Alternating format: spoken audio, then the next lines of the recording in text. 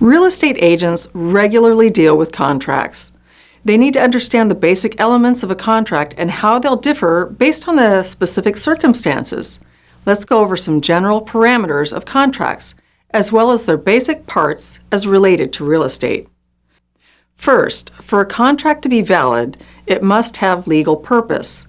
This may seem obvious, but it needs to be stated that the contract's purpose can't be achieved through illegal activity. Legal purpose specifically means that performance of the contract is not in and of itself unlawful, and therefore the contract will not result in a violation of the law.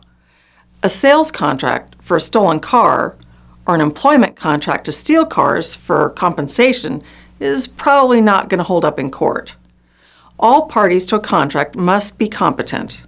While you might think that this simply means someone of sound mind, the legal definition specifies the characteristics they must have to enter into a contract. In real estate, all parties to a contract must be 18 years of age or older. Individuals must not be operating under a legal disability, such as a court-ordered guardianship. And finally, for business entities like corporations, limited liability companies, and limited liability partnerships, parties must be in compliance with state requirements by filing annual documents and complying with assumed business name requirements to legally be able to enter into a contract. So, now that we know the contract is regarding legal matters and all parties are competent, what else do contracts involve? Contained in the body of most contracts will be clauses or terms that define other specifics of the agreement.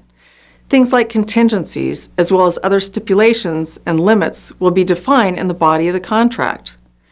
This is also where the term consideration comes up. Considerations are what one party offers to do if the other party performs the obligations set forth by the contract.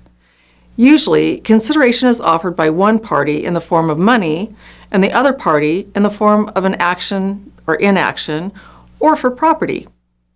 For an agreement to progress and be signed into contract, there needs to be a mutual accord. In simplest terms, an agreement is made between one party presenting an offer and all other parties involved accepting that offer. The acceptance of an offer is signified by signing the contract, which is an agreement to the exact terms as expressed in that contract.